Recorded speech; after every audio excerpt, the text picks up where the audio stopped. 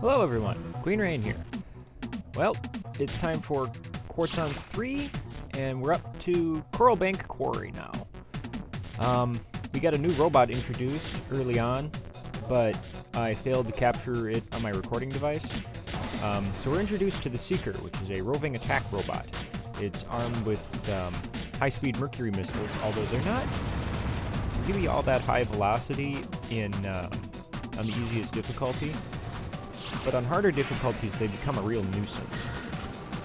Okay. Now, I promised I was going to show off the guided missiles. So I'll get that out of the way. So here we go, guided missile. You control it with your keyboard or your mouse or whatever your control device is. I primarily use them for sniping, but there's also some switches that you can only hit with guided missiles. A lot of times, if you happen to be in a large room and you're, sniping from a doorway or something, if you hit a robot with a guided missile, what'll happen is like if you either fail to destroy it or destroy it, and then one of its buddies saw you destroy it, what'll happen is the robot will automatically shy away from the guided missile, trying to avoid getting hit with it. And also use them like this to hit the thief. Come on. Okay. I think probably one or two more and the thief will be down.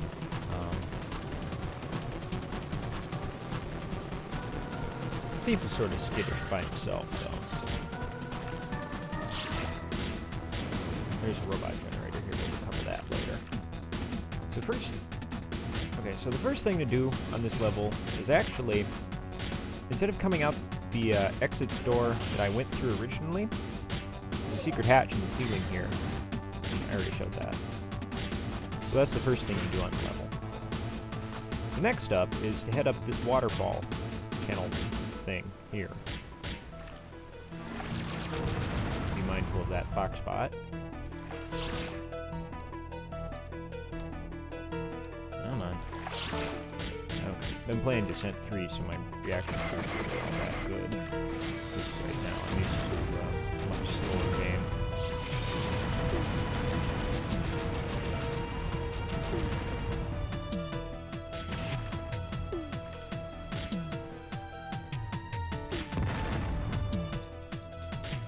The switches for these are in other locations in the level.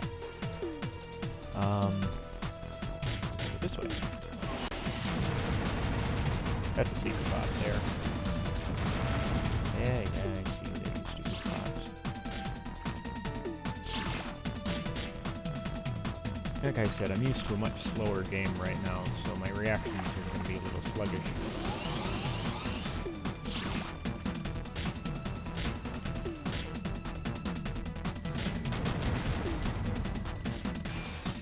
I didn't like that.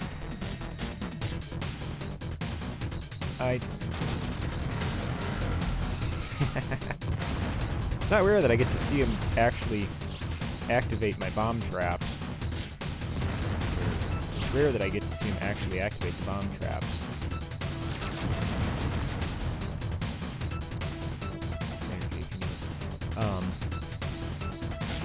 A lot of times he'll just come back through and I'll find his power-ups laying around.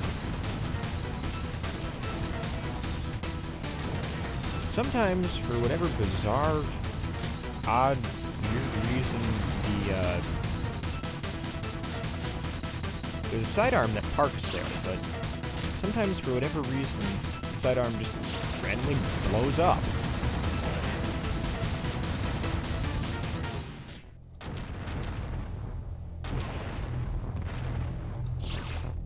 Ideally, what you want to do with the sidearm module is just keep moving at all times. Okay. Trying to get through this level sort of fast. This is one of the longer levels, and we're gonna soak up a lot of video recording time.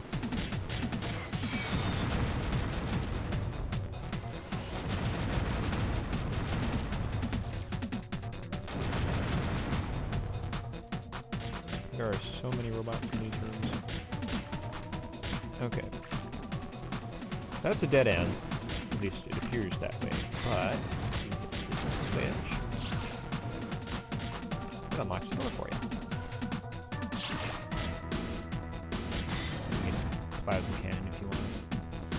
One thing I'd like to mention about the plasma cannon in Descent 2 is that the one in Descent 3 really puts it to shame. It's immensely powerful. Time for some more guided missile use.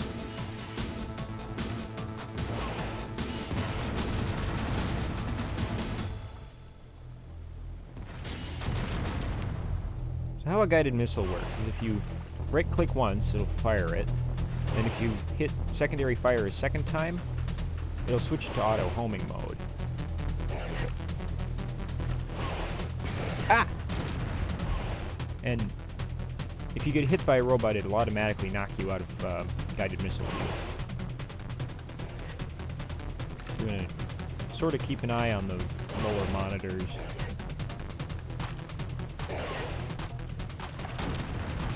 Darn it. Looks like they know where I am. Okay, so I'm just going to move on then.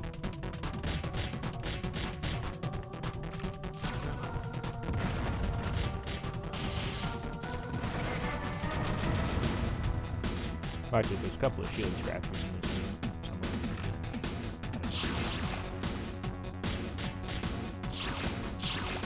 So after you get the key, there's a door that opens over here, and there's like a... I think there's an ITSC bot in it. But anyway, we've picked up that key, now it's time to head to the next area.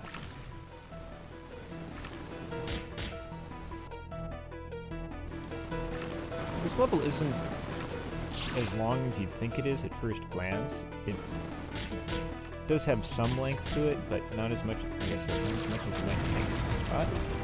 This leads to a dead end. Still have to figure out the whole purpose of this room. There's an invulnerability at this end.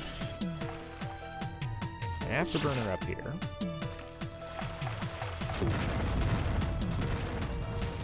A robot generator. I don't know, maybe just rack up points here. Think of a creative reason to leave a comment. Anyway. So we want to head back the way that we came in. And be mindful of any robots that might still be hanging around.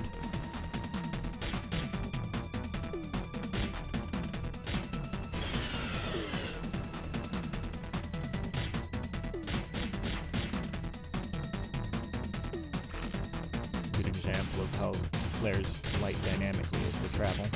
Anyway, so when you get down here, you want to switch your smart missiles. And slam one into the wall. That'll do. Roll over. Hit the switch. Be mindful of these two box spots.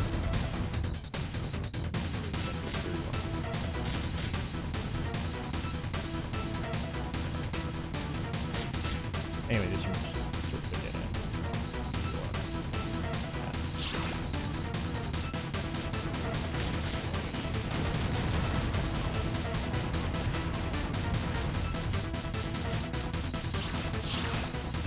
Now, the reason I came down this side, I think you can see it in there. There's a little switch way in the back.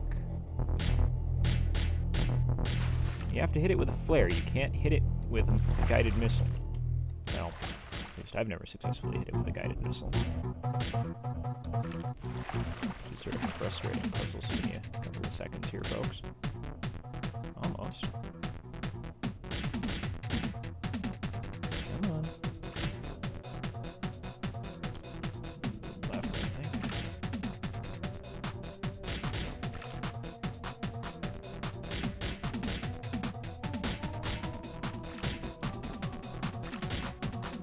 Problem is the wall angles down.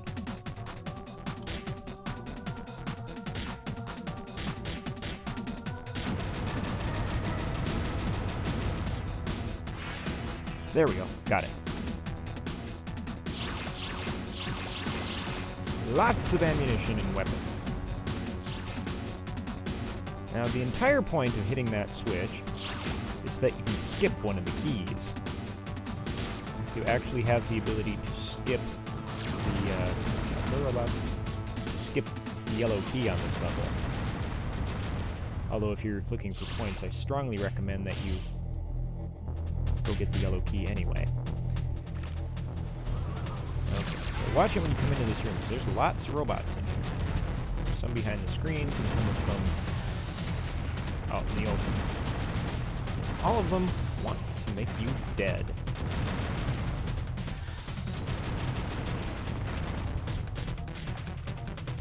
Do you remember what Dravis said about you having surprise being on your side? I think that really only applied to the very first level of the game.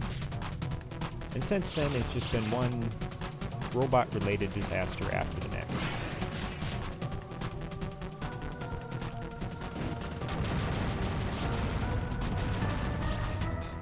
The Mercury missile firing nasty Seekers are fairly tough. They're not as dangerous as you'd think at first, but like I said, they are fairly tough.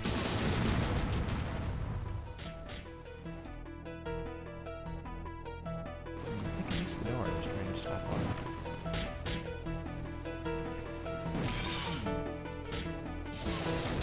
That's the door I was looking for.